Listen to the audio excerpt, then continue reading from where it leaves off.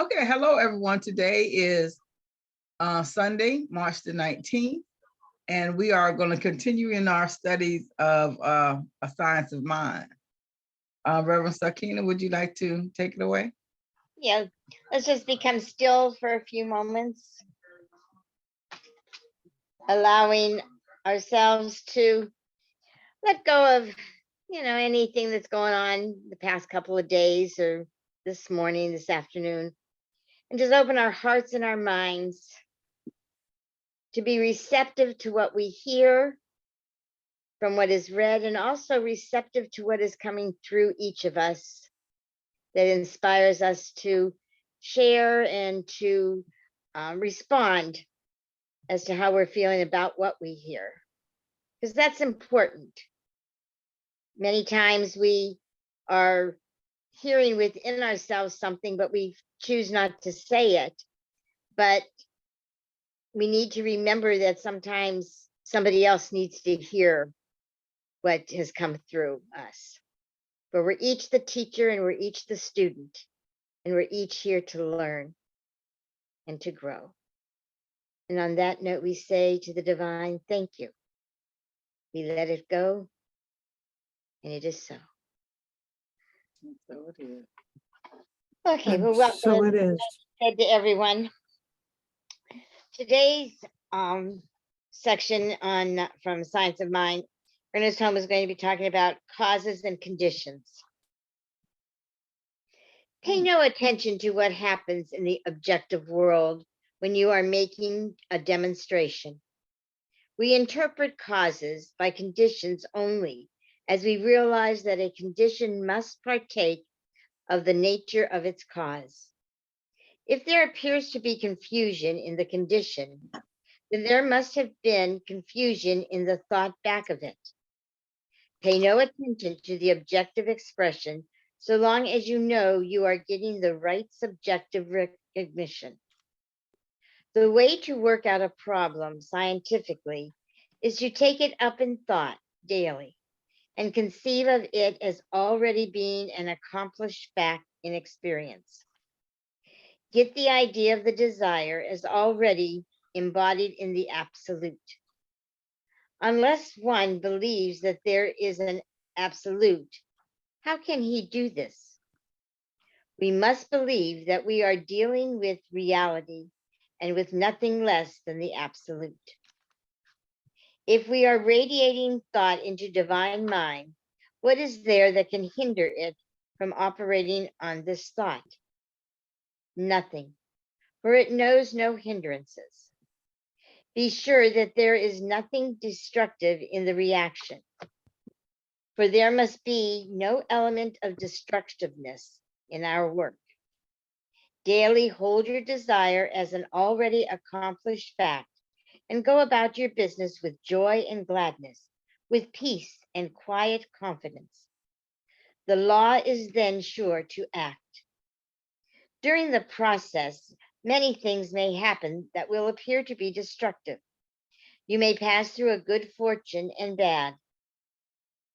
But if you can come to the point where you are not disturbed by what happens on the outside, you have found the secret. If, as Jesus said, we, and I quote, judge not according to the appearance, but judge righteous judgment, remembering that things which are seen were not made of things which do appear. Out of any chance, we can produce harmony, provided we keep our thoughts steady. The answer to prayer is already in the prayer when it is prayed. Any comment on that section? No, Harry? you're muted. Oh, I'm sorry. Sorry. To me, it just what I wanted to confirms the law of attraction. Mhm. What you think and what you believe, and always take even those tough times, see them as learning steps, take them as something that you can learn from, and where do I move on from this? How do I handle this? Use it as a positive, even though it may be giving you a rough time. Mm-hmm. Good. Yeah, well, I can just piggyback off of what Harriet was just saying, because that's kind of what I got from it also, is that, first, everything starts with a thought. And from that thought, then we have effects or consequences, or what was it, considerations? Is that the word that he used? Conditions. Yeah, so it's I think that it's interesting that we are now seeing how spirituality and science lines up. This seems that seemed very scientific to me. Yeah. Mm-hmm. Okay, let's move on. The next section is entitled Perfect Action. Assume a case of treatment for prosperity. Suppose one comes to you and says, business is bad. There is no activity. How are you going to treat him? Are you going to treat activity or business, customers, conditions, or what? There is but one thing to treat, as far as the practitioner is concerned, and that is himself. The practitioner treats himself. The reason being that his patience and his own mind are in the one mind. There is but one activity, which is perfect. Nothing has happened to it. Nothing can cut it off. It is always operating. There is no belief in inactivity. What is this statement for? To neutralize the belief in inactivity. A word spoken in mind will reach its own level in the objective world by its own weight. Just as in physical science, we know that water reaches its own level by its own weight. You must destroy the thoughts of inactivity. Man cannot become either discouraged or afraid if he realizes that. There is but one mind which he may consciously use. The real man knows no discouragement, cannot be afraid, and has no unbelief. And I quote here's the phrases, who plants a seed beneath the sod and waits to see it turn away the clod, has faith in God. And he who knows of the power with which he is dealing, and who plants a seed of thought in subjectivity, knows that it will come up and bear fruit. Bring out the idea of substance. Make conscious perceptive that, I'm sorry, I read that wrong. Make consciousness perceive that substance is spirit. Spirit is God, and God is all that there is. Once you acquaint the consciousness with this idea, it is implanted in the creative power which is externalizing in your life. Any comments, questions on that section? Well, what was the word that he used? The practitioner. I wrote heals because I know that's not the right word, but Treats. treats. Yes. That we treat ourselves first, because once we are clear in the consciousness of health or healing, that's the thing that we will project. And I like the way, because we are one. So that's how we transfer from one mindset of energy to another mindset of energy. Good.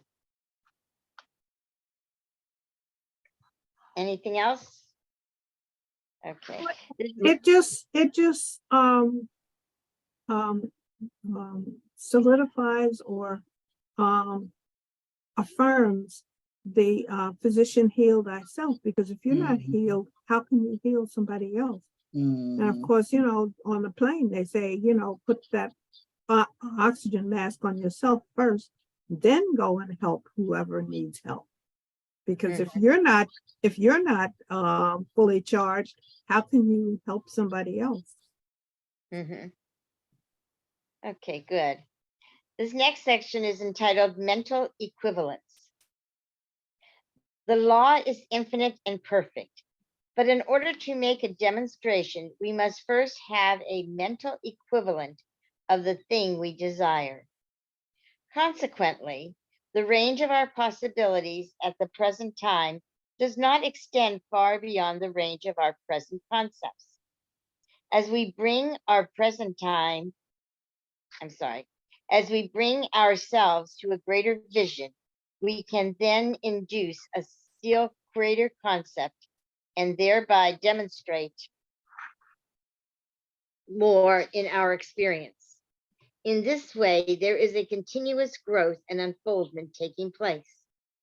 We do not expect to give a treatment today and have $1 million tomorrow, but little by little, we can unfold our consciousness through the acquisition of greater and still greater mental equivalents, until at last we shall be made free. The way to proceed is to begin right where we are. It is not scientific to attempt to begin somewhere else. This would be chaotic. One who understands the systematic use of the law will realize that he is where he is because of what he is. But he will not say, I must be where I am because of what I am. Instead, he will begin to disclaim what he appears to be. As his statements loosen wrong subjective tendencies and false mentality, providing in their place a correct concept of life and reality, he will automatically be lifted out of his conditions and impelling forces, which will sweep everything before them, will set him free if he trusts in spirit and in nothing else. Stay with the one and never deviate from it, never leave it for a moment. Nothing else can equal this attitude. To desert the truth in the hour of need is to prove that we do not know the truth. When things look the worst is the supreme moment to demonstrate to yourself that there are no obstructions. When things look worse is the best time to work, the most satisfying time. The person who can throw himself with a complete abandon into that limitless sea of receptivity, having cut loose from all apparent moorings, is the one who will always receive the greatest reward. Any comments, concerns on Yes, yes. Um, when you read that part, uh, Oh, you muted. that? Meet You're muted. again. okay, um, the way to present, sorry, the way to proceed is to begin right where we are. It is not scientific to attempt to begin somewhere else. And looking back on some of the things that I have experienced throughout my life, I know I have um,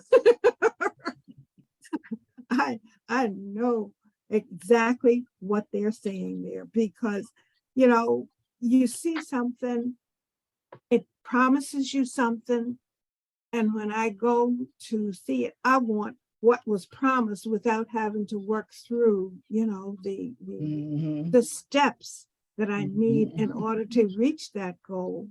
I want it now. Mhm. And I think a lot of that has to do with the way our society has been molded, because there's so many instant this and instant that, as opposed to taking our time.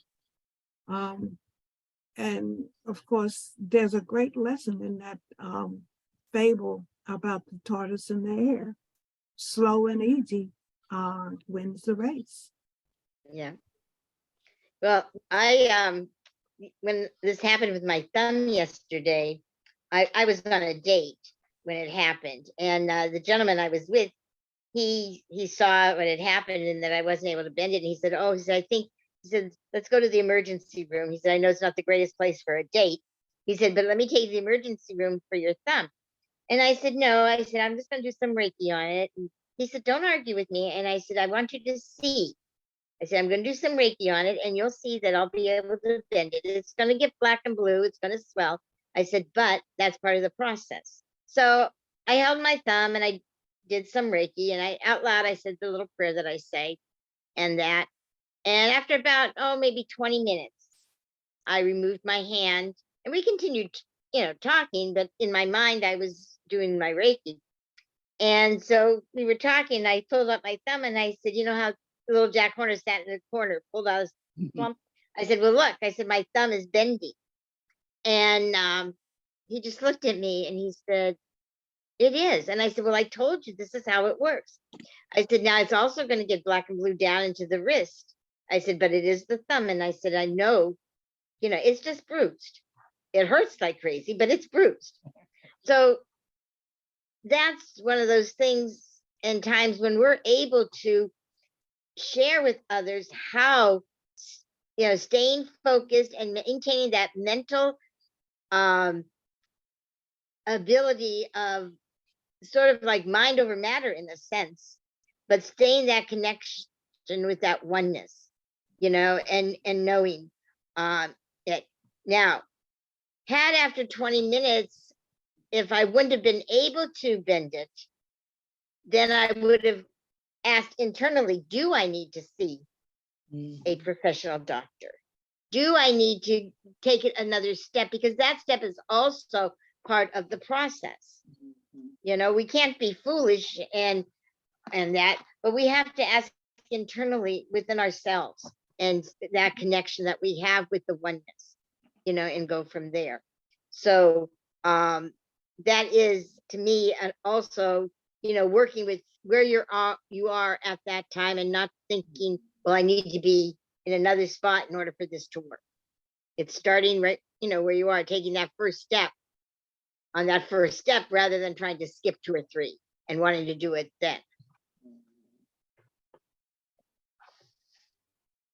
Okay, if you're ready to move on, this next section is called Treating for Activity. I'm going to read the next 2 sections together because they're very short. Anyway, treating for activity. Suppose you have a store and wish to attract customers, which means activity in this kind of business. Every day, see the place filled with people. Make a mental picture of this. You are dealing with intelligence, so work intelligently. Ask for what you wish and take it. If you were treating for activity in a store in Boston, you would not be treating someone in Kalamazoo for the mumps. Remember that you are dealing with intelligence. It is going to evolve your concept exactly as you evolve, or exactly as you involve in it. If one could take a picture of his objective circumstances and his subjective mentality, he would find that they would be identical, for one is the cause of the other. One is the image, and the other is the reflection of that image. The next section is entitled Receiving Information. Suppose that we wish a special piece of information. We should say, I wish to know this thing, and I do know it. Whatever instrument is necessary to present it to me is now in full operation. This is a direct declaration that we have the desired knowledge, that which we wish to know, we do know. Say, and I quote, the spirit of intelligence within me tells me what I should know. Or, everything that I should know, I do know.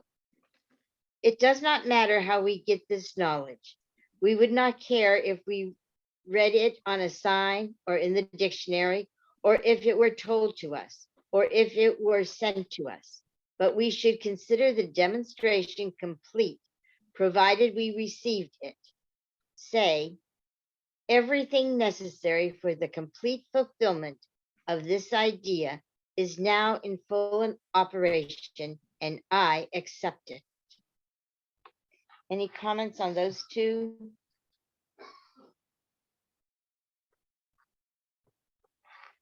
Okay, we'll move on. No failures. If one appears to have failed, he should realize that there are no failures in the universe. We should completely erase the idea of failure by stating that there are no failures. If one believes that he failed last year, he will be likely to fail again this year, unless the false thought should be erased. Now, here is a place where it looks as though one were lying to himself, but he is not, for he is declaring the truth about the spirit that indwells him. This spirit never fails. Affirm. This word blots from the book of my remembrance any sense of lack, limitation, want, or fear of failure. There is no failure, no person to fail. Failure is neither person, place, nor thing. It is a false thought and has no truth in it. It is a belief in lack, and there is no lack. It is a belief in a limitation which does not exist. Thought is very subtle, and sometimes you may find when you are making such a statement that arguments will rise against it. Stop right here and meet those arguments. Refuse to accept them. Any comments?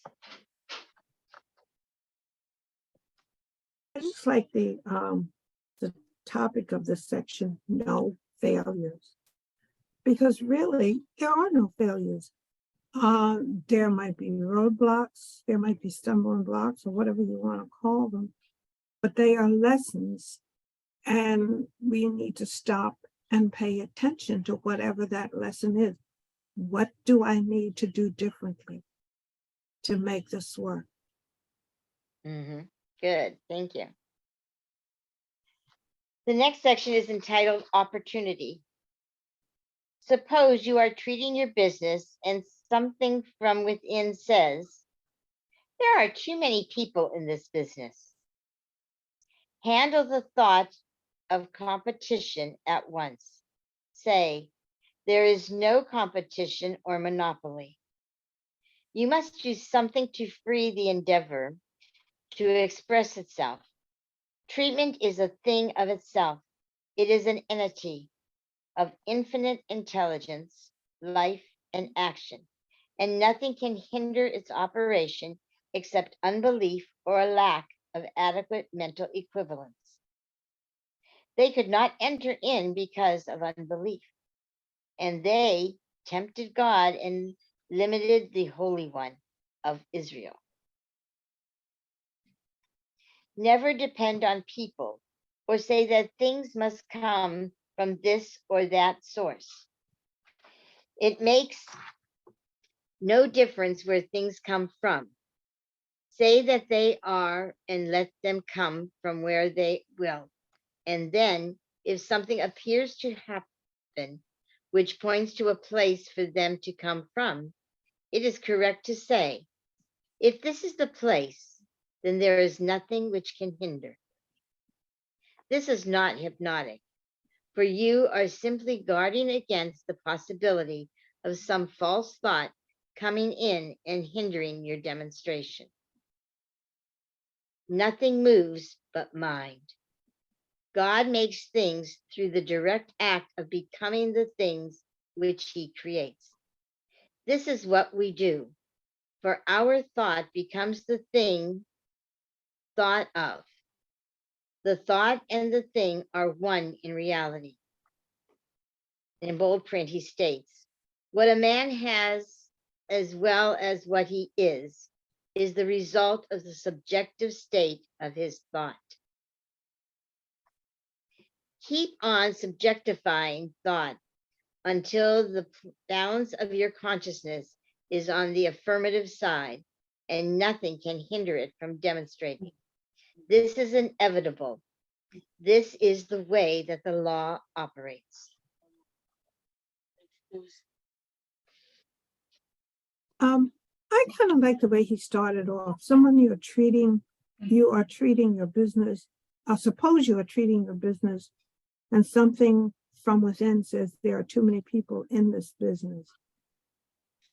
And to me, that just says, okay, if there are too many people in the business, what can I do to make my area of the business outstanding, to make it a little different?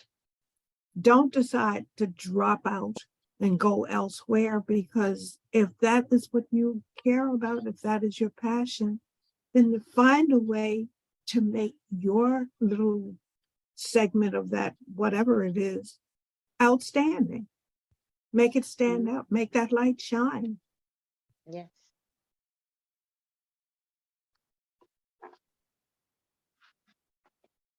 The next section is entitled No Mistakes. Regarding mistakes, declare that there are none, that there never were and never will be any. Say, I represent the truth, the whole truth, and nothing but the truth. It is unerring. It never mistakes. There are no mistakes in the divine plan for me. There is no fear. There is no limitation, poverty, want, nor lack. I stand in the midst of the eternal opportunity. I stand in the midst of eternal opportunity, which is forever presenting me with the evidence of its full expression. I am joy, peace, and happiness. I am the spirit of joy within me. I am the spirit of peace within me, of poise and power. I am the spirit of happiness within me. I radiate life. I am life. There is one life. That life is my life now. It is not enough to say there is one life and that life is God. We must complete this statement by saying that life is my life now, because we must couple this life with ours in order to express it. We are not becoming this life, but we are now in and of this life. There is no other life. God is not becoming, God is.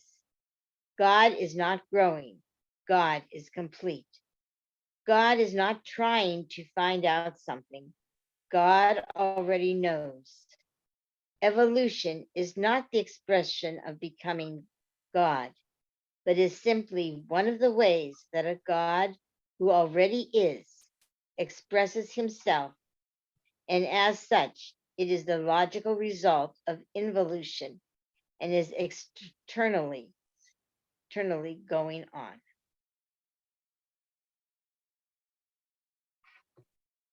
Any comments? I particularly, go on, Penelope. No, go ahead. Oh, I was gonna say, I particularly like the prayer that he gives, or what he says is that I represent the truth, the whole truth, and that whole little section, ending with, there is one life, and that life is God. And it is my life now. That's what I got out of that section. And that helps, just as Penelope had said, or Harriet had said earlier, about seeing what we may think of as a mistake is actually an opportunity and a lesson to grow. It's just another little step towards our inevitable success, because we are successful. Go on, Penelope, you had something? Well, pretty much what you just said. That's one of the things that once we learn how to, I guess, restore our language, so we are, because we're only voicing what our feelings are. So once we feel different, we can, speak differently. And then I'm not seeing something as a failure or that it is a mistake. I'm seeing it as either another path, a lesson learned, some other maybe a new adventure, but so I guess when we just change our mind, just change our thinking, just pivot from the way that we had been considering anything, and to turn it into the highest possibility. Yeah, and also see whatever is happening is the divine order that is necessary in our life at that moment in time, but it is divine order. And we're seeing, and I like where he ends that section with it is the logical result of involution and is eternally going on. In other words, it's always moving, it's always growing, it's always coming into our awareness and unfoldment. Anything else? Okay, this next section is entitled Demonstration by Proof. If one is in a position which is distasteful, subject to circumstances over which he apparently has no control at the time, how should he act? He should not leave the place where he is until his thought has drawn him to a better one.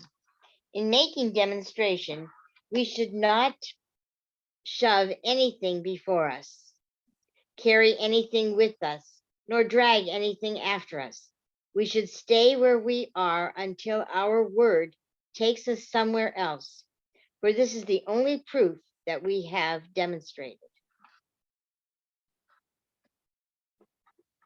I know that was a short little section, but I think it's rather important to realize that when we as humans get in the way and move from here to there to there to there, wherever, we sometimes hinder what's actually and truly coming to us.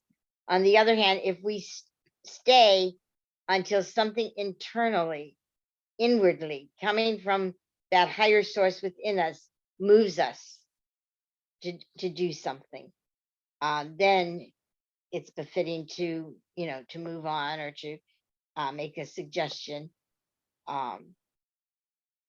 It's just like I've said a number of times, to not necessarily to the two of you, but to some people, that I don't give advice unless somebody asks me for it, because I don't know where they're coming from. And to put in my 2 cents may actually be a hindrance. On the other hand, if they ask, how should I do this?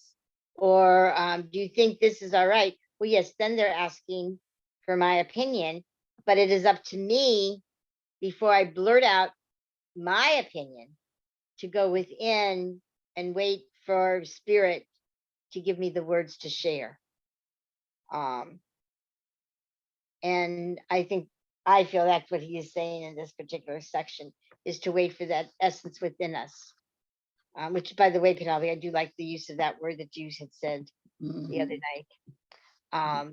But to wait for that, and that's also what I meant in the beginning, when I said, as I'm reading what he wrote, something may be coming to you, and you may already know, be aware of it and everything, but it may be some food for thought for us. So not to be afraid to share, what is coming to you, and that, because you may be the one to teach that particular thing to those of us that need to hear it. And when you say you don't give advice unless you're asked for it, even when I'm asked for it, I don't feel that I should be giving somebody advice. I think it's better to tell the person, this is what I would do in this situation. And you can give an explanation as to why you would act in such a manner, or you could just leave it be. But I this is what I would do, but I'm not telling you that's what you should do. Yeah. That may not be the best advice for you. Yeah, that's why it's important to share that and wait until spirit moves you. And then also in telling them, um, so that they can also see that they can do, they can go within, you know. Oh, you're muted.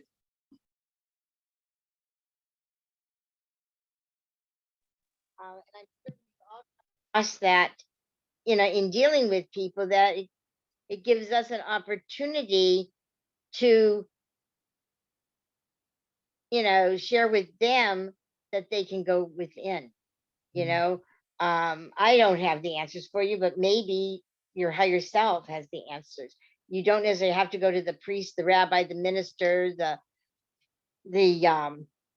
you know, somebody who you think in your head is more wise. You are wise. You just have to trust yourself and go into that higher guidance within you and seek it out. And as I think each of us have found out that the more we go in and ask our higher self, the divine spirit within us, the more it comes out. And it just sort of comes out and flows, sometimes without us even being aware. And the person will say, well, how did you know to do that? And we have to go, duh, I don't know. I just, something inside me told me to do it this way, you know, type of thing. So, okay, anything else? Okay. This next section is short. The section after that's a little longer. So I'll read this short section here. Handling a schoolroom. A teacher, in dealing with the thought of pupils, should treat their thought as a unit. The individuality of the room, of which each pupil is a part, is a perfect idea. There is one mind operating in, around, and through all these pupils, controlling them, directing them, and inspiring them. There are peace, calm, satisfaction, and enlightenment here. Realize the active presence of the one mind working in, around, and through all, and you will find that this will harmonize the most discordant state, provided the teacher, the one who is thinking, really knows the truth.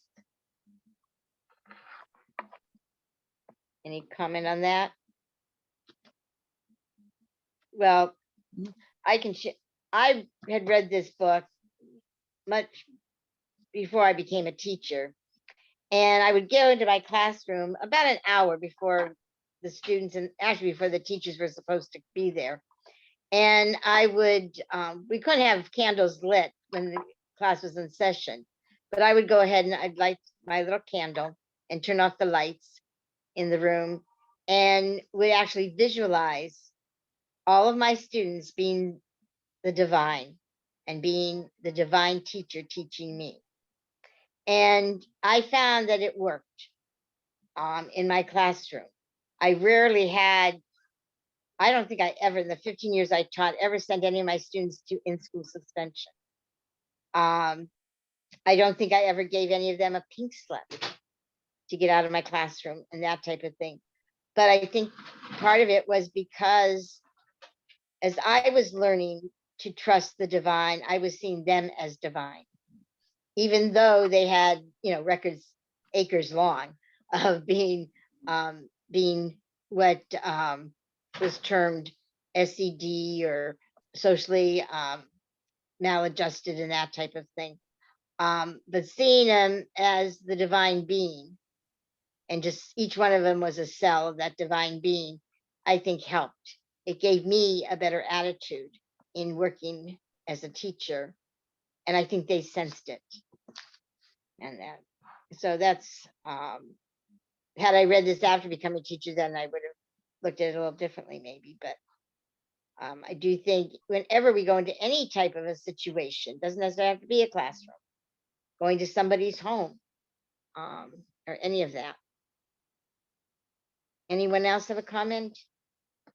My comment is, as you were telling your story, that the scene that came to my mind was the situation in Sister Act 2, in which Whoopi Goldberg was given the assignment of teaching those musical students and the chaos that she walked into and what eventually happens as far as those students are concerned. Yeah. I think that's an excellent parallel to your story. Yeah. Yeah. It is. Well, I think too, it's like, and I hope, Penelope, I hope you don't get,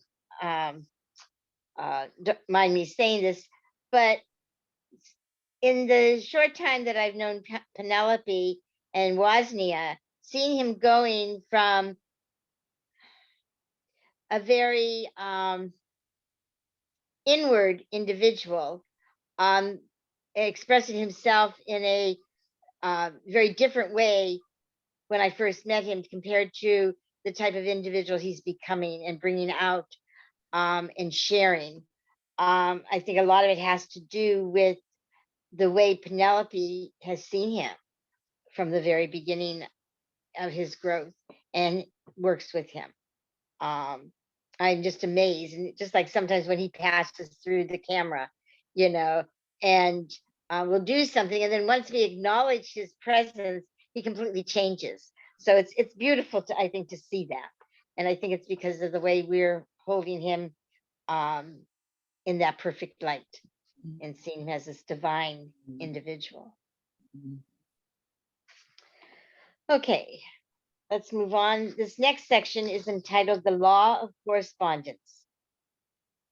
The limit of our ability to demonstrate depends on our ability to provide a mental equivalent of our desire. For the law of correspondences works from the belief to the thing, but we can provide a greater mental equivalent through the unfolding of consciousness, and this growth from within will finally lead to freedom. What we demonstrate today, tomorrow, and the next day is not as important as the tendency which our thought is taking. If every day things are a little better, a little happier, a little more harmonious, a little more health giving and joyous, if each day we are expressing more life, we are going in the right direction. And so we meditate daily upon the universe of the all good, the infinite indwelling spirit, which we call God, the Father, incarnate in man, trying to sense and to feel this indwelling good as the active principle of our lives. This is what the mystics call the man of the heart, or the angel of God's presence. This is why they taught that are always two, for there is what we seem to be and what we really are. And as we contact this higher principle of our own lives, which is perfect and complete, needing nothing, wanting nothing, knowing everything, being happy and satisfied, and as we daily meditate upon this indwelling God, we shall acquire a greater mental equivalent. For those who have thought small thoughts all of their lives, a very good practice is to dwell upon the bigness of the universe. Think how many stars there are. Think of how many fish there are in the seas and how many grains of sand on the beach. Think of how big the ocean is, of the immensity of space, the bigness of everything, the grandeur of everything. Mechanically, if we I'm sorry, as I turned the page, I didn't remember. Mechanically, if necessary, compel the mentally to cognize reality. Compel the conscious to recognize the truth through the pure reason, if no other conviction comes. Think, see, and feel activity. Radiate life. Feel that there is that within which is the center and circumference of the universe.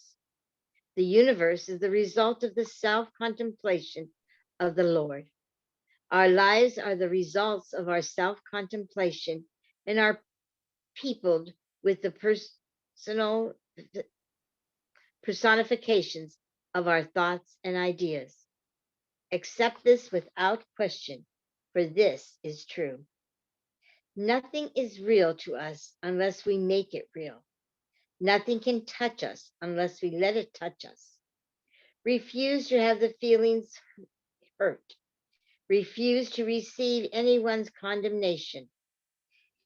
In the independence of your own mentality, believe and feel that you are wonderful.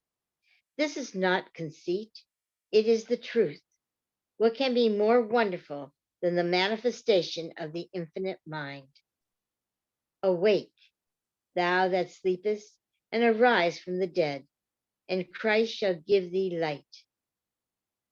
Prove me now herewith, saith the Lord of hosts, if I will not open you the windows of heaven and pour you out a blessing, that there shall not be room enough to receive it. Be firm, and ye shall be made firm.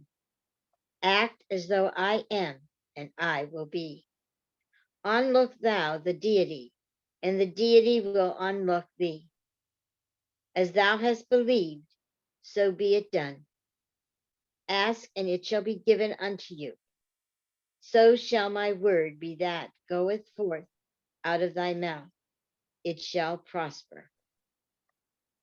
And he notes here, read and study. That's something. The Edinburgh Lectures by T. Troward. The Law and the Word, T. Troward. Creative Mind and Success, E.S. Holmes. How to Visualize. Baron, Financial Success Through Creative Thought, Waddles.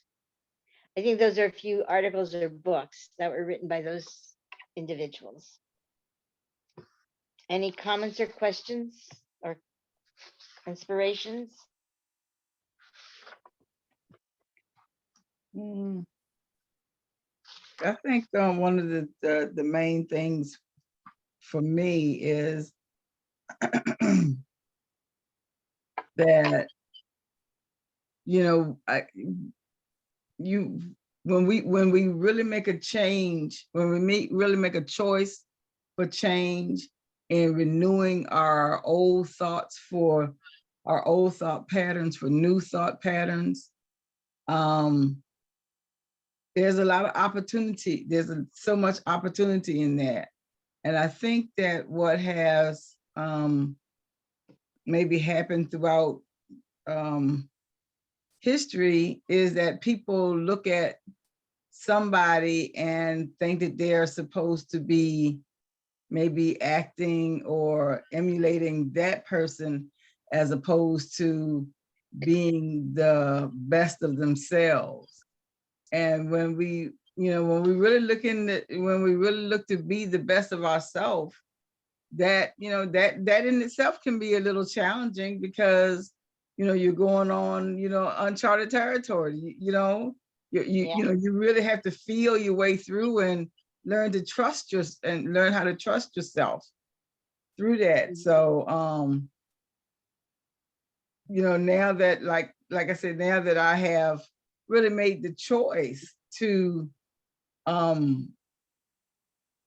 live righteously, without it sounding so, so churchy, but, living in that right standing of mind, having that right consciousness. So that's what he is telling me, is that this is how you live like that. Yeah, thank you. The last part of this lesson is the recap. Yeah, I apologize. My tongue sometimes gets in the way. Recapitulation of lesson 4. Um,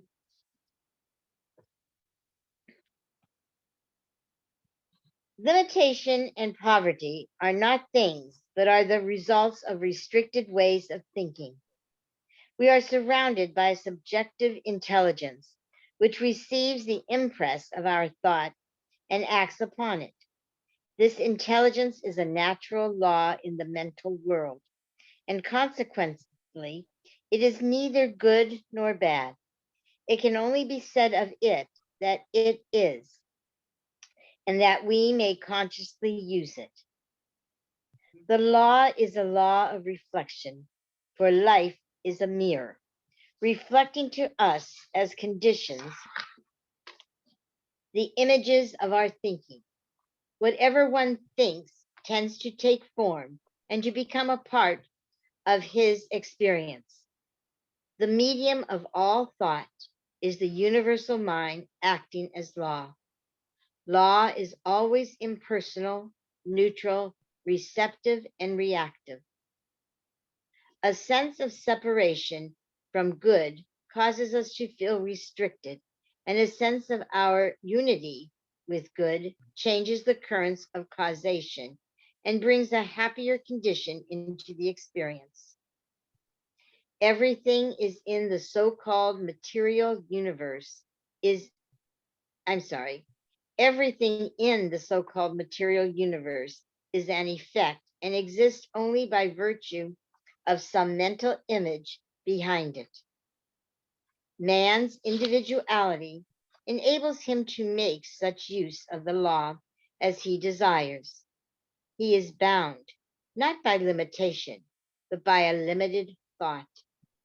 The same power which binds him will free him when he understands the law to be one of liberty and not one of bondage.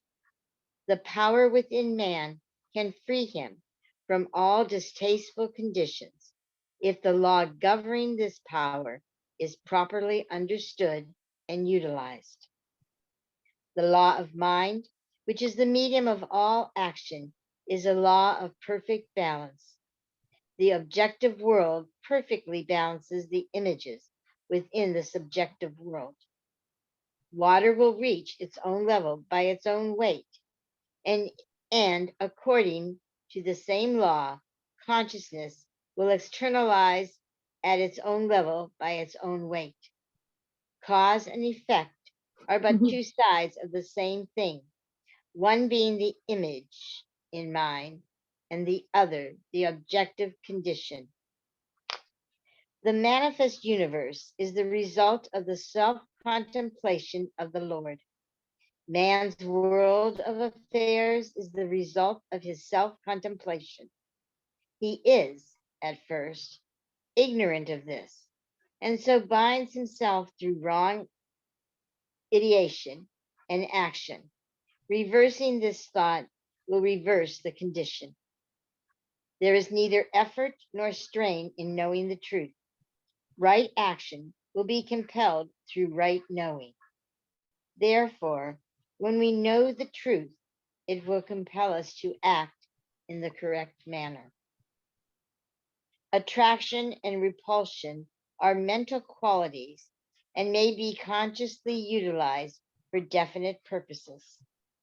Man automatically and according to law attracts from without the correspondences of his inner mental attitudes.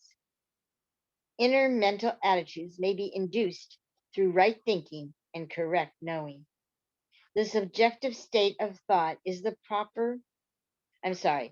subjective state of thought is the power always at work. It is the result of the sum total of all beliefs, consciously or unconsciously held.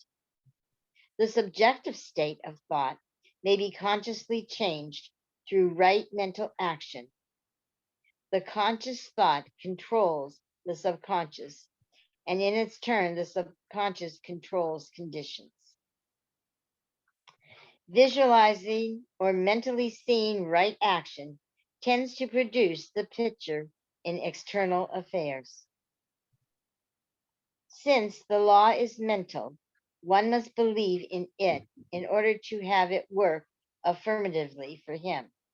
But it is always working according to our belief, whether we are conscious of this fact or not.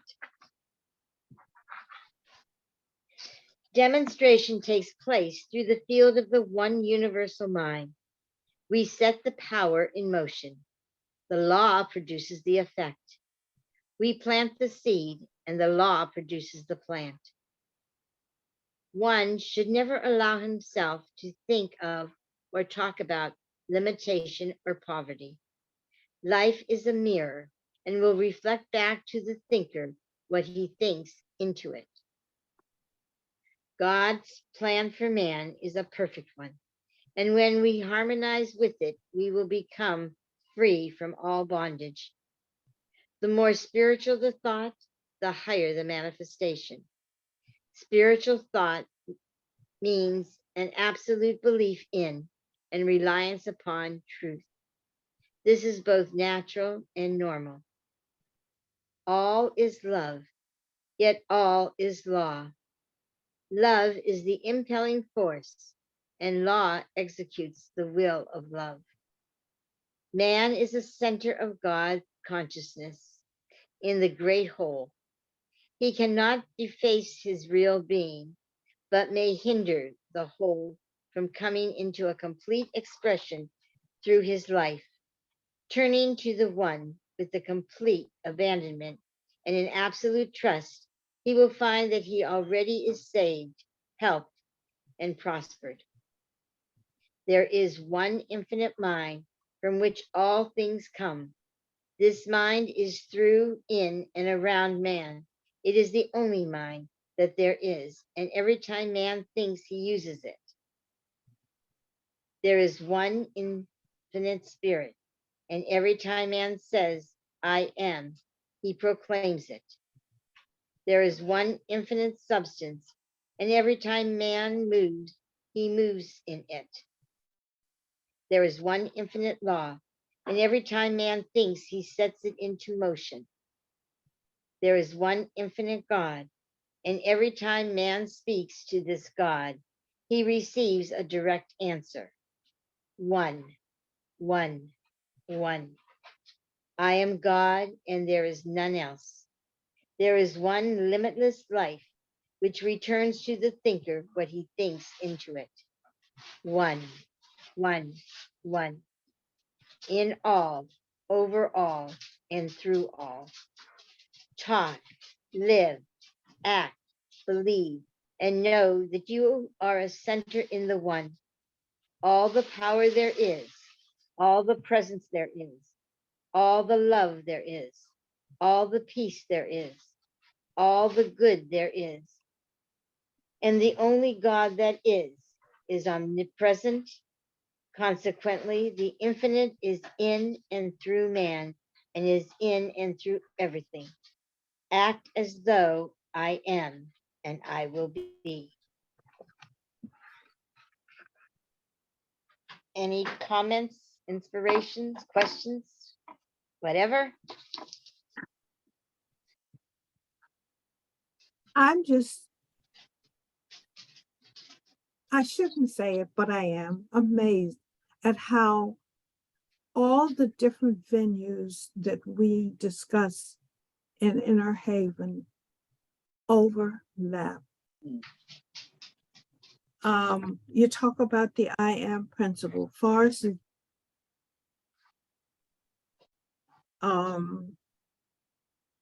somewhere in this recapitulation. They're talking of he mentions cause and effect, and that's the section that we're dealing with now in the Course in Miracles. It's just, it just amazes me. And what this all tells me is that there's a lesson there that I need to learn, and I need to pay close attention to it and act on it. Thank you, Harriet. It's to me, I feel it's spirit, you know, you saying everything that we're studying from the different modalities, um, all intertwine and correspond. And to me, it's showing us, and spirit is showing us that spirit moves through every single thing, every single philosophy, every single religion or path or whatever. And I don't know about either of you, but my feeling from has been from the past that um, certain trains of thought made you think that this was the only way. You know, their way was the only way, and all else was null and void. As a young child, um, in the Catholicism that I was raised in, um, tarot, dreams, psychic abilities, palm reading, Jewish, um, Methodist, Protestant, whatever, were considered not important. Only Catholics. You associate only with Catholics. You do this and that the Catholic way was the way. As I grew, I began to want to explore the different modalities, different philosophies, and was driven to do that. And I feel that in Inner Haven and the individuals I've met through Penelope's work, Spirit has shown that they all are one and the same, just expressed in different terms and in different ways. But it's all leading us to recognize that we are truly channels of love and light, and that God is can't be confined in just one particular train of thought, one particular book, one particular creed or religion. It just is. And it exists as the love and the light that comes forward through each of us and through everyone that we come across, no matter what level or, you know, where they're at, even if they're an atheist and all they believe in is themselves. But it's all the one coming through and sharing One that. And I goal think and that, many paths. Mhm. yes. Penelope, do you have anything? Well, one of the things that this section really helped me on is I've always wondered how to explain law, you know, because, you know, coming from a Christian perspective, law always meant like the law of Abraham. But so, you know, trying to find the equivalent words was, you know, was kind of awkward to me. But he says here, and I wrote it down, is that law executes the will of love. And when you think of, you know, as well, source as love, and the law executes all of the things that love creates, and love creates everything. You know, everything starts off in, you know, as lovely or loving. You know, it might get corrupted or distorted, you know, through some, different people's miscreations of thought, but everything starts off as love. And when so that was I was really glad to have such a succinct sentence to, you know, to help me be able to understand it myself. And I think I can use that, you know, to explain it. Mm-hmm. I was trying to find that sentence. Mm. Yeah, I don't have the book, so I just remember you're saying that love executes the will of love. Yeah. Okay. Thank you, thank you, thank you. Well, that concludes lesson 4. Do we want to stop there? But it's just 309. Okay. All right. Do we want to then go on with lesson? Um, Say lesson 5. So we'll be moving on to lesson 5. yeah, we can do that. We've done Okay. that in the past. Yeah. We have plenty of time. Okay, good. Lesson 5, the introduction to it. A mystic is not a mysterious person, but is one who has a deep inner sense of life and unity with the whole. Mysticism and mystery are entirely different things. One is real, while the other may or may not be an illusion. There is nothing mysterious in the truth, so far as it is understood, but all things, of course, are mysterious until we understand them. A mystic is one who intuitively perceives truth and who, without mental process, arrives at spiritual realizations. It is from the teachings of the great mystics that the best in the philosophy of the world has come. The civilization of today is built around the teachings of a few people who have intuitively perceived spiritual truth. Our great code of law was given by Moses, a map who through a map who through the mystic sense perceived that we live in a universe of law. Our greatest code of ethics was given through the perception of the prophets, culminating in such teachings as those of Jesus and Buddha. Who was there who could have taught such men as these? By what process of mentality did they arrive at their profound conclusions? We are compelled to recognize that spirit alone was their teacher. They were indeed taught of God. The mystic intuitively senses reality and instinctively knows the truth. And in this way, all of the best in literature, music, and art have come. Our great religions have been given by a few who climbed the heights of spiritual vision and caught a fleeting glimpse of ultimate reality. No living soul could have taught them what they knew, and it is doubtful if even they themselves knew what they knew. The great poets have been true mystics and have revealed through their poems the presence of God. Men like Robert Browning, Tennyson, Wadsworth, Homer, Walt Whitman, Edward Rowland Sill, and others of like nature have given us poetry which is immortal because they had a mystic sense of life, the perception of a living presence. All true philosophers are mystics. The old prophets were mystics.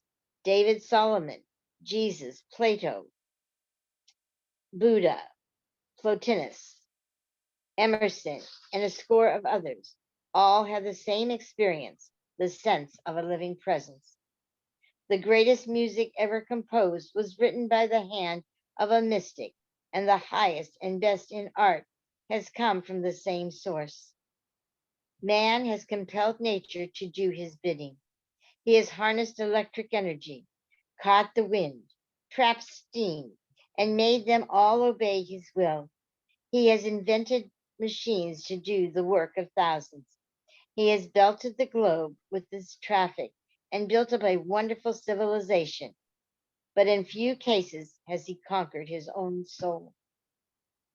The highest and best that we have in civilization is the result of the mystic sense, which has been perceived by a few in each age. All that modern appliances and inventions give us in the way of comfort and luxury, good and necessary as they are, may be counted as nothing compared to the teachings of Jesus. By this, we do not mean to decry modern civilization, education, or anything that goes with it, for we are firm believers in anything and everything that makes life interesting and worth living. We believe in science, art, religion, education, commerce, government, industry, agriculture, and all that goes to make up a well-rounded experience in life. But we repeat, what would they amount to if thought of in any other light than as passing things? The mystic has revealed things that do not pass as ships in the night. He has revealed eternal verities and has plainly taught us that there is a living presence indwelling all. Any comments on that? I do. Um, I find it interesting that the word mystic, mysterious, is used throughout this particular section of this book in this introduction. And the church that I was brought up in saw mystics as something that you didn't touch. I mean, they were forbidden. They were not of God. But I see now, and for a long time, I would say when I began to even slightly understand things, I saw things that were mysterious, that they were actually things of God. They were things of a higher power, of a higher being. And I guess that's what really started me on my path. Mm. To add to what you're saying, and the first time that I read this and read that, I felt the same way you did, Harriet, because that's what we had been brought up and told. But as I continued to read this, I felt that what Ernest Holmes was saying, that within each of us, we are each a mystic. We just don't know it, and we just don't live it. We don't think that we are, because we've put mystics way up here as opposed to putting them in here, in our heart. Imagine any of the, imagine Jesus or Moses or Buddha or any of the individuals that we have put in high esteem and learned from, if they hadn't thought to share whatever it was that was coming in them and through them and saying it. There's an old saying that the history is written by the victors and not by the individuals who actually lived it and were wounded by it. And I'm sure in my heart, I feel that, and I'm going to use Jesus as the example. I'm sure he was ridiculed a lot for what he shared and what he said, and that it went over the heads of many individuals at his time. But we're not told, as far as I know, now I don't read the Bible as much as you two ladies do, but we're not told of all the ridicule he put up with. We're only told of that one little section of him when he's getting ready to be crucified, and when he overturned the tables and they thought he was speaking heresy and that. But imagine just in his everyday life, how his brothers and his family may not have understood where he was coming from. And he himself may not have understood completely, but he accepted it. He cherished it, and he continued to allow it to guide him as opposed to what others were saying about him and that. So I do and truly believe that every person I meet has a mystic within them and could Mhm. bring that forth in themselves if they focused their attention on listening to that divine word. And I don't mean it to be egotistical and that type of thing, but each of us is a quiet mystic. And when we bring forth something that we're inspired to say, it's that quiet mystic within us coming out, and God is letting it come out in us. So that's how I kind of felt when I first read this, and I still feel that way. Well, one of the things that kind of got to me about the mystics is that they boil it down to a sentence, and I probably didn't get it correct word for word. Is the mystic is one who understands spiritual truth.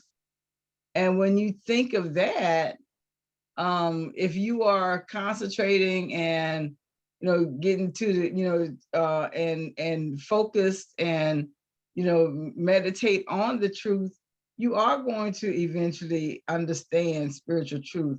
So when you think of it, all of us are mystics, Right. or we have the opportunity to be, the potential to be.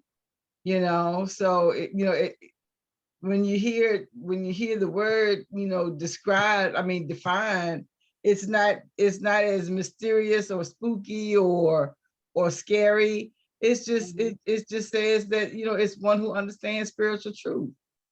Right. Perceives it and also lives it. And that's what I think each one of us is doing. Mhm. Maybe not completely, but we're striving.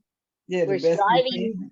We're striving to be the truth. Mhm. And that when people see us, they may not see us as Sakina or Penelope or as Harriet or Tom, whoever.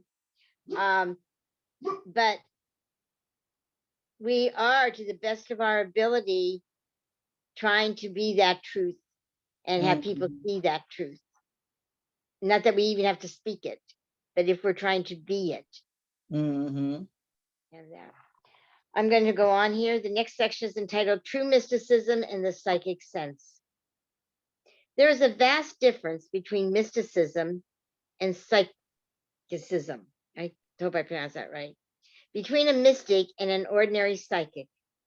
The psychic capacity will be thoroughly discussed in lesson 6, and the reader will remember that it is the power to read subjectively. It may be dwelling with a reality or with an illusion. The average psychic must become more or less subjective in order to do good work.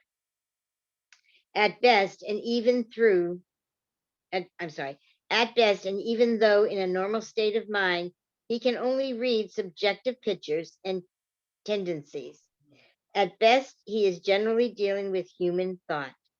Should he penetrate that thought, he would then become a mystic. A mystic does not read human thought, but senses the thought of God. The question might be asked, how do you know that he senses the thought of God? Because the mystics of every age have seen, sensed, and taught the same truth. Psychic experiences more or less contradict each other because each psychic sees a different kind of mental picture, but the mystic experiences of the ages have revealed one and the same truth.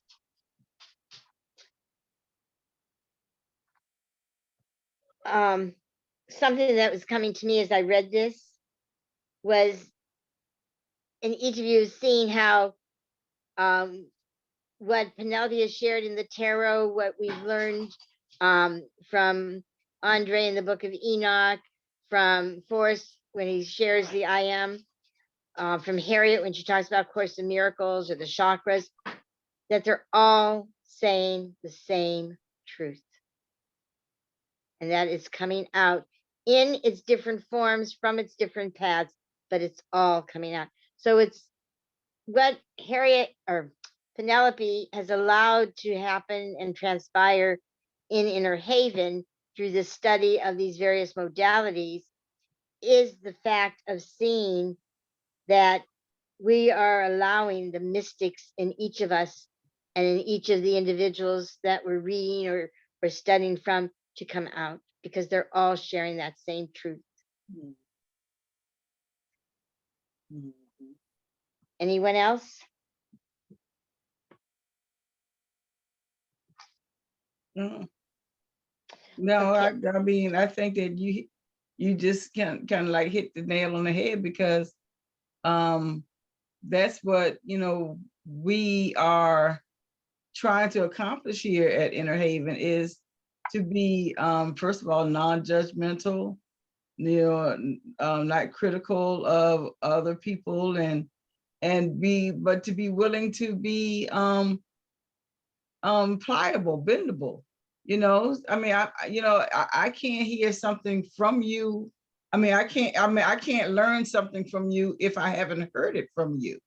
You know, so it's important for me to stay open to at least listen to what it is that you have to say.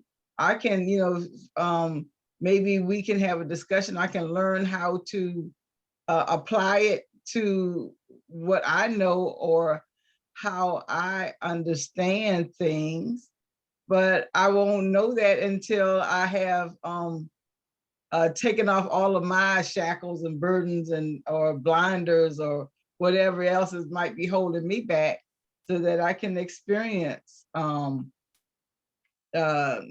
you see something. Mhm. Harry, did you have anything? No, not right now. It's Okay. just, Go ahead. You about to say something? no. Oh, okay. It just is. Yep.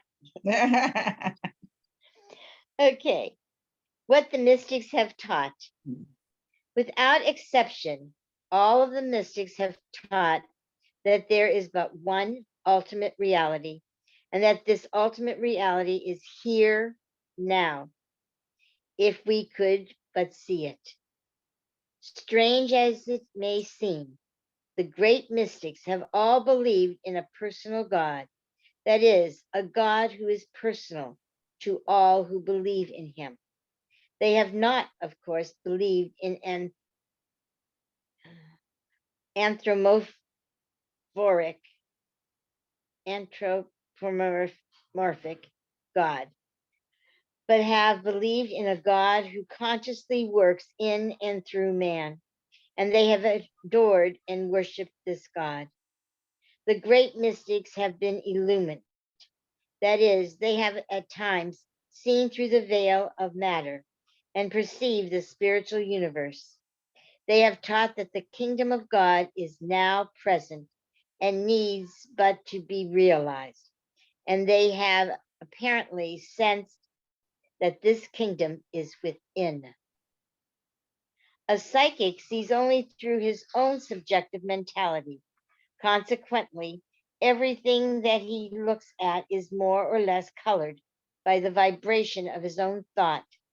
He is subject to hallucinations and false impressions of every description. That is why, generally speaking, no two psychics ever see the same thing. Mystics have all seen the same thing, and their testimony is in no way confusing. This is because the spirit within them has borne witness to the truth. No ultimate evil. One of the most illuminating things that mysticism has revealed is that evil is not an ultimate reality. Evil is simply an experience of the soul on its journey toward reality. It is not an entity, but an experience necessary to self unfoldment. It is not a thing of itself, but simply a misuse of power. It will disappear when we stop looking at or believing in it. We cannot stop believing in it as long as we indulge in it. So the mystic has always taught the race to turn from evil and do good. Any comments there? Well, one of the things that kind of struck me was that, when he was talking about the mystics have,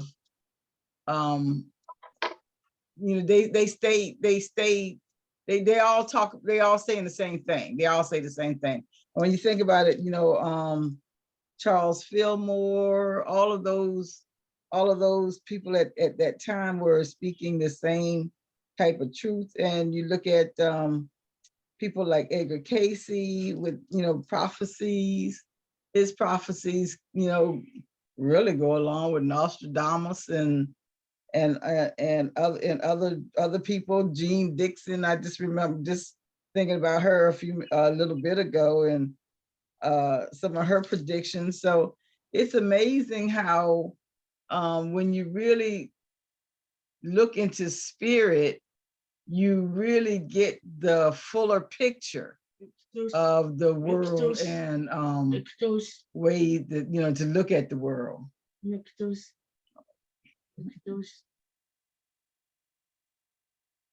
That was all. I had to talk to Wazian. Okay. It almost sounded like Wozniak had something he wanted to share, being so close to and that. For me, this particular paragraph on no no ultimate evil is precisely true in the sense that when we focus on the evil that we might think we see in the world, it is just a misuse of the power of good in someone. The misrepresentation. And when you stop seeing that and realize for what it is, that it's actually the person's misuse of what is divinely within them, then you begin to see that it truly is the one. And that when we misuse it, it's going to appear and come out as evil. And that's why it's important not to focus on it and to not misuse the divine powers that we have been given and sharing. I'm going to move for a minute to get my thing, because my phone is, the battery's going down. So Okay. can we just take a break for a minute, or you two ladies discuss among yourselves? I'll be right back. One of the things that kind of crossed my mind is when I look at the situation nationally and worldwide, there are a lot of things that are going on that if you don't believe that you can make a change, or if you don't believe, or if you look at all of the things that are going on and see them as potential disasters, and you believe that within yourself, then you're just bringing on whatever disaster or catastrophe that you are imagining. But on the other hand, if you believe in that higher power, the creator, and the spirit within, and keep positive thoughts uppermost in your mind, then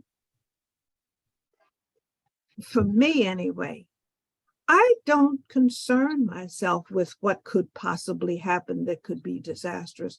I just think about that the creator is a loving creator and everything is going to turn out okay. Look at all the things that have happened in the past that were probably considered catastrophes or disasters, and how in the end it all turns out okay. Think about the flood. Think about the crucifixion. I mean, these are all what we would consider tragedies. But in the end, it all comes out, and it's more or less a cleansing, is how I see it. Yeah, thank you. Well, I also think that it's important to, I don't know, pay attention to, the signs of the times also, as well as, how to how to pay attention in spirit, because spirit will direct you into the things that you should, directions that you have possibilities to go in. Because if I'm thinking positive, it won't stop the disaster from happening. But if I stay connected, I might be told to go to town, or go to somewhere else, or to build that ark like Noah did. So I also think that it is our that staying plugged in, staying connected helps us understand where we are in consciousness, where we are in I guess in the illusionary world, and how to react accordingly wherever we are. Okay. You ready to move on? Uh-huh. Well, actually it's 3:35. So if you want to read this last little section, is it a long section? The next three sections are very short. Okay. So I'll read them all together if that's all right with everyone. Okay. Ultimate salvation of all. The mystics have taught the ultimate salvation of all people and the immortality of every soul. Indeed, they have taught that immortality is here and now, if we would but wait to the fact. Beloved, now are we the sons of God? Since each soul is some part of the whole, it is impossible that any soul can be lost. God is not the God of the dead, but of the living. Damnation has been as foreign to the thought of the mystic as any belief in evil must be to the mind of God. Freedom from burden. The great mystics have taught that man should have no burdens, and would have none, if he turned to the one. Come unto me, and ye that labor and are heavy laden, and I will give you rest. As Jesus must have known that it would be impossible for all men to come unto him as a personality, he must have meant that we should come into his understanding of life and reality. That is, to come unto the great God. Some day we will learn to lay our burdens on the altar of love, and they may be consumed by the fire of faith in the living spirit. Man would have no burdens if he kept his high watch toward the one. That is, if he always turned to God. Unity of all. Jesus prayed that all might come to see the unity of life, that they may be one, even as we are one, was his prayer as he neared the completion of his great work on this planet. All mystics have sensed that we live in one life, for in him we live and move and have our being. The unity of good is a revelation of the greatest importance, for it teaches us that we are one with the whole and one with each other. This realization alone will settle the question of human inequality. The real fatherhood of God and the actual brotherhood of man will be made apparent on earth to the degree that men realize true unity. Any comment on those sections? No, not really. I just like the copy of the book that I have shows a 2008 publication date or copyright date, but I'm not sure when the time period of Ernest Holmes, but it is so here and now. the things that he's writing about, the things that he's saying, it could have been written, I would say, within the past 10 years, Yeah. but it's still applicable. He lived between, he was born in 1887 and made his transition in 1960. Okay. So it's been 50, 60 years. Probably Since 100, because I think his book, The Science of Mind, I think he really started writing it in the 1920s. Yeah, he wrote Science of Mind in 1926. That's when it was, okay. Yeah, yeah. So almost but 100 years ago. but my point is, it's so modern. It's Mhm, so now. mhm,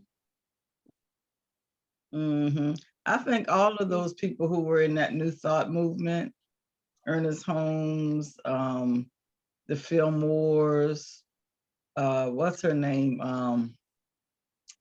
Mary Eddie Baker, all of those people who were in the New Thought movement, you could tell that that was an outburst of spiritual awareness that came in. And I think we have them at different times. Yeah, I think and we're that's when experiencing something now. Go ahead. that's when philosophy became popular. Mm-hmm. I think what some modern Christians would some would consider rebellions. Oh yeah.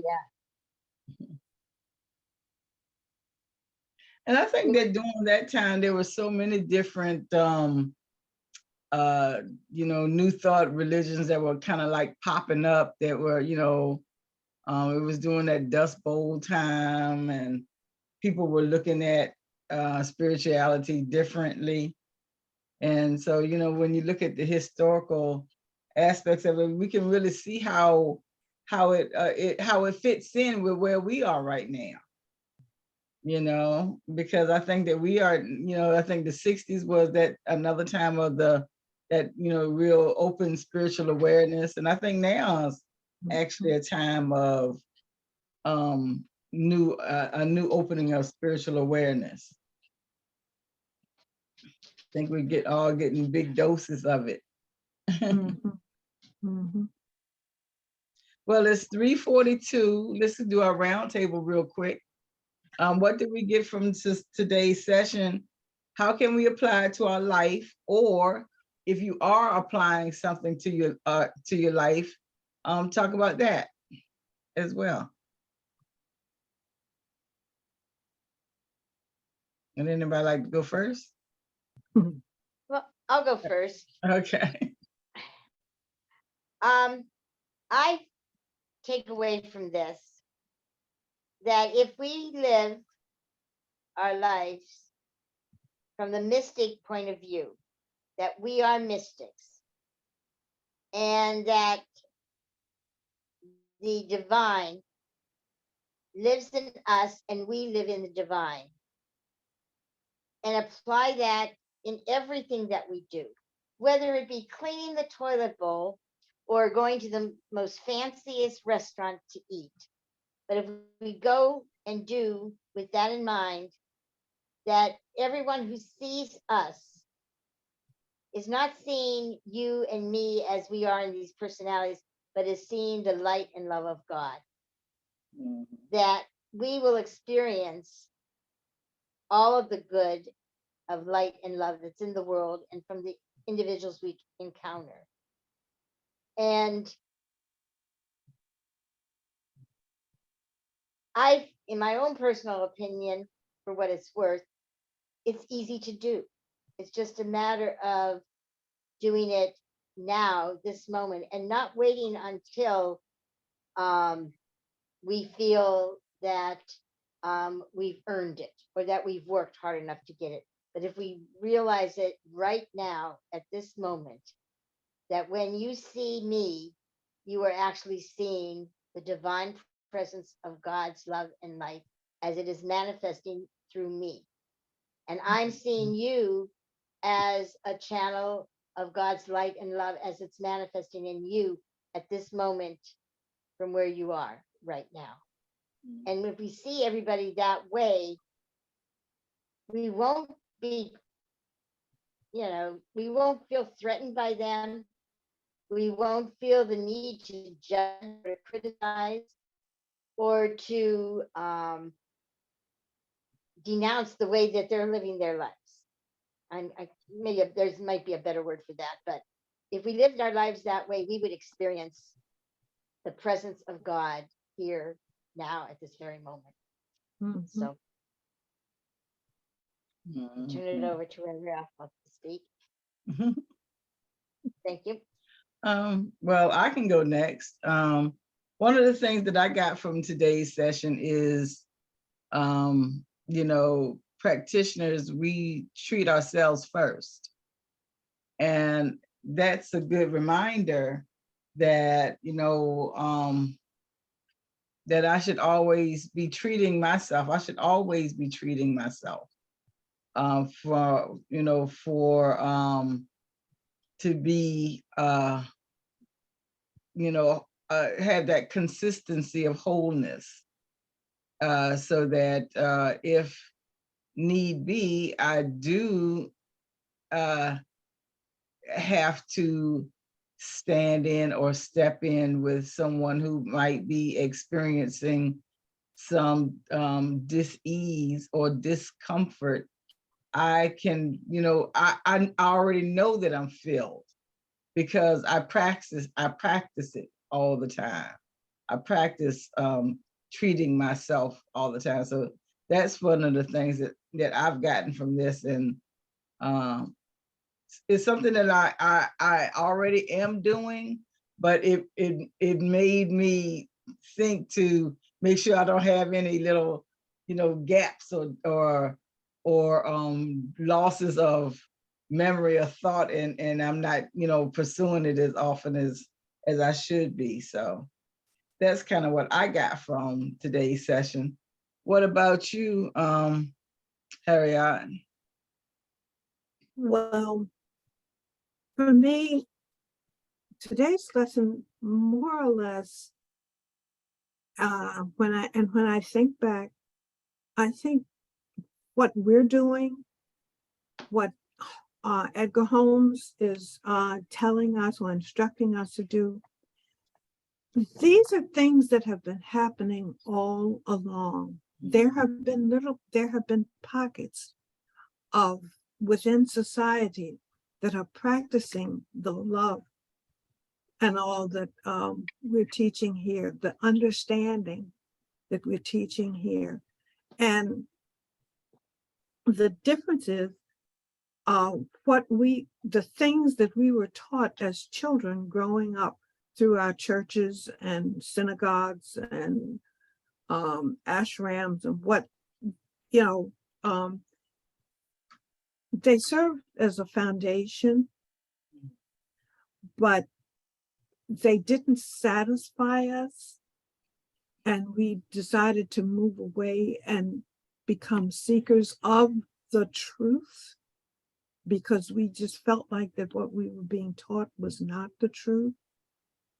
And for me to continue to seek and to share that truth that I'm learning through my conversations with the family of Inner Haven is going to help make this world a better place, not only for the rest of my life, but for generations to come. That's beautiful. That's beautiful. Thank you. Mhm. Yeah. So this, another good session today, and I really enjoy. First of all, when I first found out about Science of Mind a couple of years ago, I had heard about it, but it wasn't anything that I actually delved into. It was just stuff on the peripheral. But when I really, as soon as I got a book, or I went to the store and I said, "Oh, here's the Science of Mind." Oh, that's what it was. I went to a bookstore and they had this great big thick book that was on sale for like $7 or $10 or something like that. Well, whenever I see a sale like that, I'm always excited. And I said, oh, it's a science of mind. I've always wanted to know about that.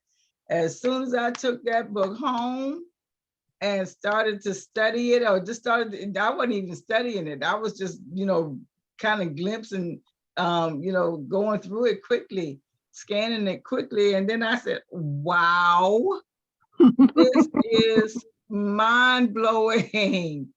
All of this stuff is going to blow my mind. So I'm so thankful that we happen to have someone who has been reading the science of mind for many, many years. That was right here in our group. So what better thing to happen? Talk about wonderful timing. And so when I asked Sakina, would you like to, do a study of a science of mind? That just worked out perfectly. And that's one of the things that I love about this group, is that we all have so many varied interests. We have, there's always something in somebody's pocket that they either forgot they had or that they're, that something else that they're interested in and doing right now. So that's why I love our group, because how we can never get bored. Really. We got too much information that we that we enjoy. And Like the thing about it is, we're all our interests are varied. Are we willing to share that interest? Mhm. And we're also willing to listen to other points of view and Yes. be accepting of those other points of view, and take something from those other points of view that we can incorporate into our own day-to-day lives. Mhm. That's the beautiful thing about it. Yes, yes. we're like an onion or a lotus that is constantly unfolding and unveiling ourselves and Mhm. allowing Exactly. the beauty that's within each and every one of us in its many, many forms come through. Mhm. Mhm. Mhm. Well, in the Haven, but in the Haven commercial. Let's see, for next week, we don't have anything for next week, on next Saturday. So if anybody has any ideas or suggestions, or, we can just leave it up for open discussion, just let me know. And then we can, I can write us in, and we can figure out what we want to do with that. Let's see, Wednesdays we have A Course in Miracles from 5 to 6:30. On Thursdays, we have I Am at 11 a.m. with Forrest. And at 7 p.m. to 8:30 p.m., we have the Introduction to Gnosis. We have like a couple of more chapters before we conclude with that study. And then on the 26th, I will continue with the Personal Kabbalah, and we are still working with the Sephira of Hod with that one. So that's pretty much it for today, unless anybody else has any ideas or thoughts or suggestions or comments. Just don't forget to subscribe, like, and comment on our YouTube channel. And thank you, Harriet, for that. Okay, would anyone like to close out in prayer?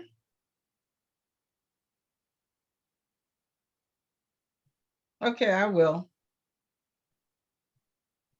Let's just settle back for a moment and take in some deep cleansing breaths.